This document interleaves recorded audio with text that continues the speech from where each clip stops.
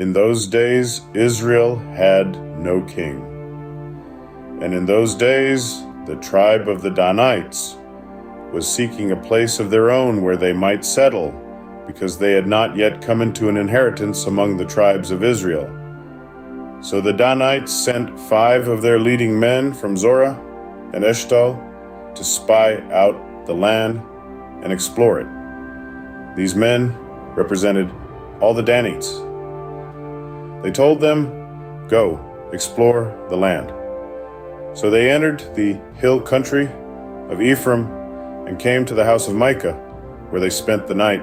When they were near Micah's house, they recognized the voice of the young Levite. So they turned in there and asked him, "Who brought you here? What are you doing in this place? Why are you here?" He told them what Micah had done for him and said, "He has hired me and I am his priest." Then they said to him, "Please inquire of God to learn whether our journey will be successful." The priest answered them, "Go in peace, your journey has the Lord's approval."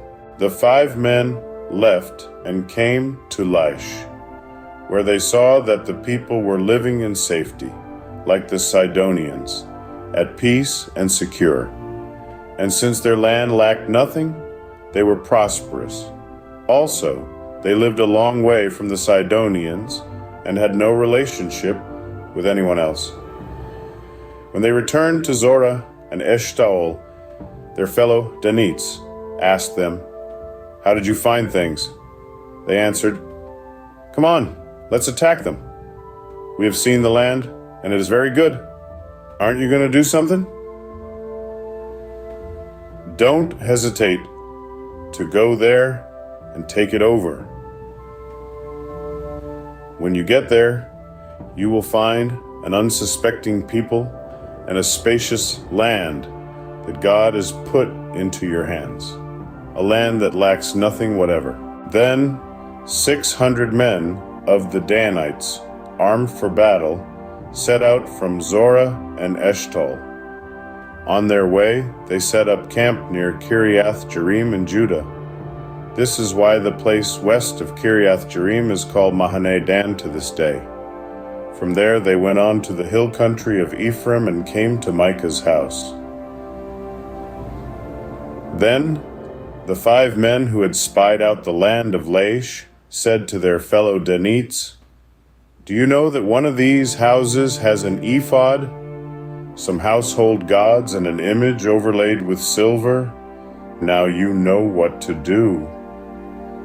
So they turned in there and went to the house of the young Levite at Micah's place and greeted him. The 600 Danites, armed for battle, stood at the entrance of the gate. The 5 men who had spied out the land went inside and took the idol, the ephod, and the household gods, while the priest and the 600 armed men stood at the entrance of the gate.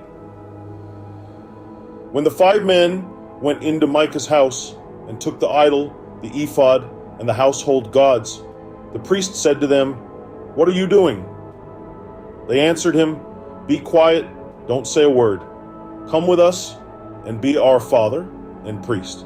Isn't it better that you serve a tribe and clan in Israel as priest, rather than just one man's household?" The priest was very pleased. He took the ephod, the household gods, and the idol, and went along with the people, putting their little children, their livestock, and their possessions in front of them. They turned away and left. When they had gone some distance from Micah's house, the men who lived near Micah were called together and overtook the Danites. As they shouted after them, the Danites turned and said to Micah, "What's the matter with you that you called out your men to fight?" He replied, "You took the gods I made and my priest and went away. What else do I have? How can you ask, 'What's the matter with you?'"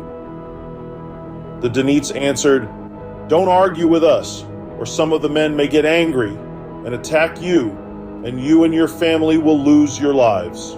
So the Danites went their way, and Micah, seeing that they were too strong for him, turned around and went back home.